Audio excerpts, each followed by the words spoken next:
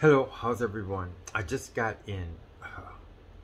Like I said, I have two jobs and I work every day. So I don't have time to do too much, but I love it. I actually love it because I love the people that I'm working with and everything like that. And this is from the last video that I did. I remember it got me thinking, am I doing enough? Could I do something to help at least one person in my family? I know we keep talking about it, but the thing about it is it never gets old. You know that.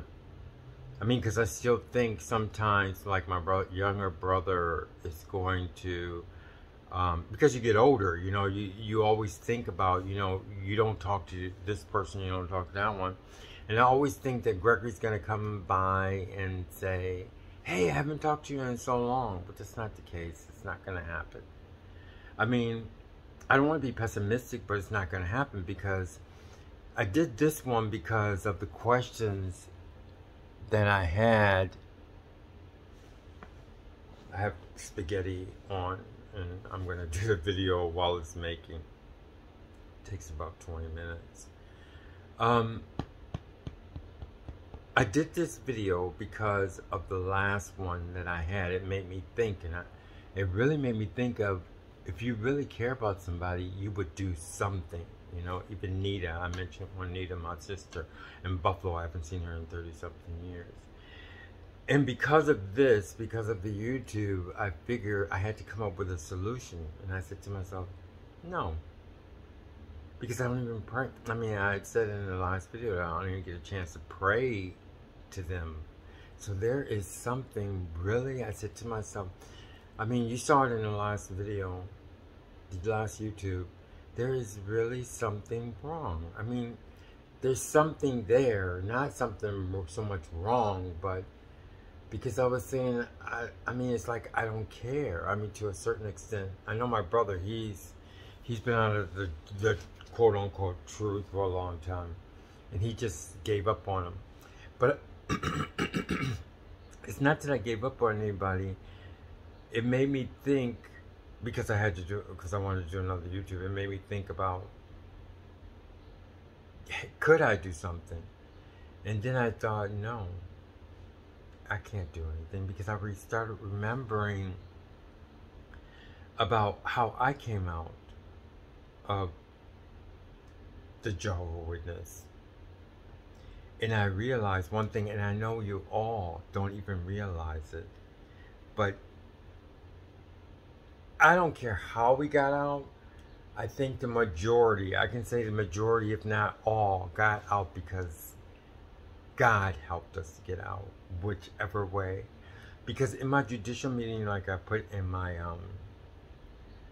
I put in a long time ago, YouTube, it's a long YouTube, where I was abstract. And I like being abstract because it's the truth. You know how our minds are? And when we talk to people, we want to be like, we're on this regular, everybody's this way, everybody's that way. But my judicial meeting was not, and everybody knows too, who are ex-Jehovah's Witness, coming out is no way, it's no way in the world cut and dry. It's abstract. I mean, you actually see so many things. You're actually in so many places. And I think God actually got us out. And not that... So what I'm saying, it was a place to where he doesn't want to go, or he doesn't want to deal with or anything. So I can actually say, if you're out, most likely God had something to do with it. Because I even remember, and I put in my judicial meeting, the one long time ago that I did, when just before they were going to sentence me in the judicial meeting, and I remember I went to the front of the hall, and I could just feel things like saying, whatever it is, get out. Whatever you have to say, whatever you have to do. And I'm not talking about bad things. I'm just talking about just, because don't take this thing because somebody has to say. You know how people are nowadays. Anyway, it's nothing bad, nothing brutal or anything. It was like I had this feelings. It wasn't even prayers because, you know, we have prayers when we need help and stuff like that. But when you're Jehovah's Witness, you don't even know how you're praying or anything, because it's not a true peace. It's not a true love. So if God wants, so the only way you can get out, I'm almost positive if God wants you to get out. Because look at it.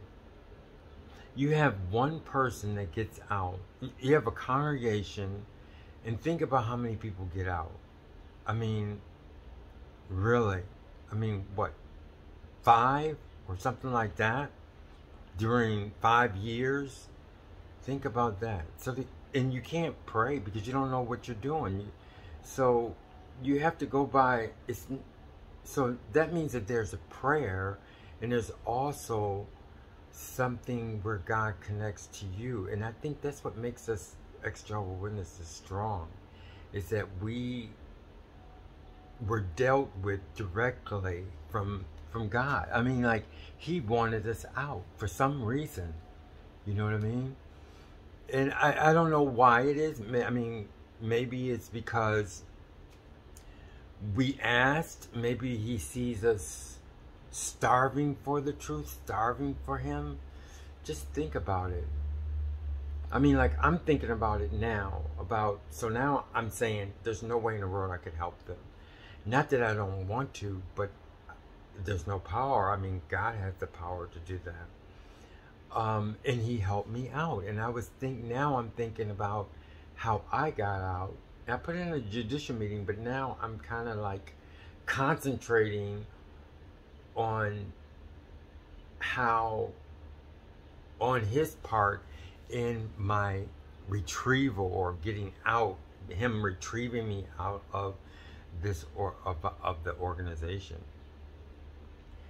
And like I said, when I was in the judicial meeting and I was being ready to be sentenced, and it was like I got these feelings. I mean, I didn't know. So evidently, it was God's hands, because it was like, get out no matter which way. I don't care how we got out. I mean, maybe we got out because of sexual misconduct or whatever, or this or that. I mean, sometimes I think that some of us did things just to get out. You know what I mean? Or we wanted to be ourselves. But don't give up on that point. Don't give up on the fact that, hey, I got out because I wanted to get out, or I got out because I didn't believe in what they said. That's not true. I mean, God wanted us out, so he must have really played the biggest part in us getting out, you know. Because I was thinking about how far I was away from him. I remember being afraid of him. I remember, and I put this in my other YouTubes, but now this is concentrating. Now I'm concentrating on knowing that I didn't get myself out of this organization. And like I remember, there was something with me that I believed in, but I didn't like praying, because evidently I wasn't praying to the right thing. Oh, I felt so uncomfortable. I was always afraid of time. Now I don't care about time. I mean, I planned things, but as Jehovah's Witness, we couldn't plan anything. So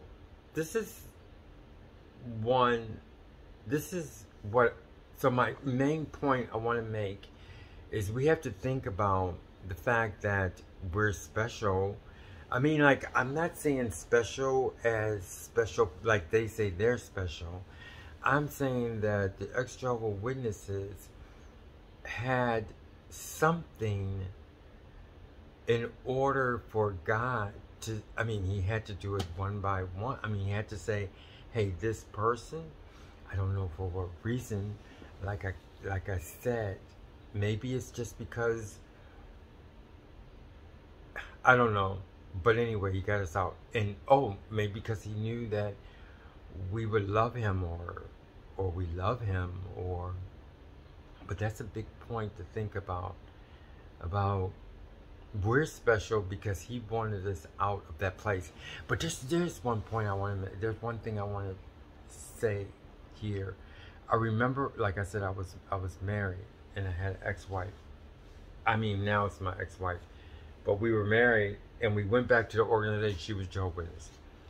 We went to the organization once, and I told you, it's in my earlier tape, so I'm not going to repeat it because it's a long story, about how I went to the meeting, okay, with her, and the things that happened, okay, and something bad happened because I didn't speak to the people, but some people were speaking to me, and my stepfather said, don't talk to the people, and I got really, really upset, and I got, not upset, but like, it's like I didn't want to talk to him, you know, so I closed my ears, you know, and that was a big deal. But anyway, then my mother called me and wanted to know what happened or whatever. But anyway, I never got an apology from him because he was wrong, okay? He was the one that told me not to come, okay? Don't ever come back here again, okay? I mean, can you imagine? I didn't do anything. So, I came back again, okay, because of what my mother said or whatever. And I sat in the last row, and my mother was here. My mother was on this, my mother was next to me on this side. And then my stepfather was sitting next to her. And then my ex-wife was sitting over here with me. And we had just started the meeting. And I remember getting up and they were going to sing. And I didn't hear music. I mean, they were singing, but I heard, and someone else said it. I heard it in other ex-Jehovah Witnesses. Especially one girl comes to mind, but I can't remember. One lady comes to mind, a young lady. It was so disgusting. It was like, wow. Look at where I'm at. It was like the deadest thing. It was like, I don't want to say it because everybody says it's so cliche. I guess that's the way he said. It was like, then I can't even bring it up because I can't. I got it on the tip of my tongue, but everybody says that. Oh, the disgusting thing. It was like that. It was disgusting.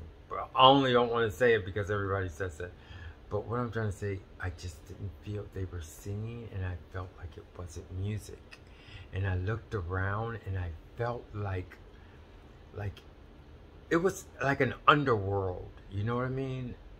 It was like an underworld, like some place that was so, I'm not saying gross. It was just, I knew I had to leave. And I got up and I said, I have to go. I couldn't stay through the whole meeting. Of course, they're gonna think whatever or whatever, but I couldn't stay.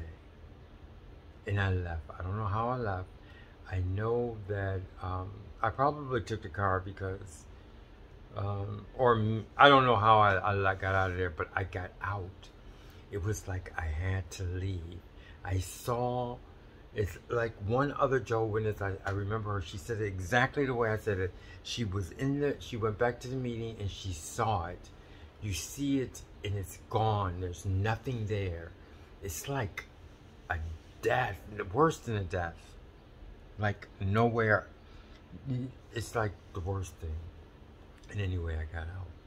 So that made me think, all of this made me think about that, how it's God that helps us get out. It's not us.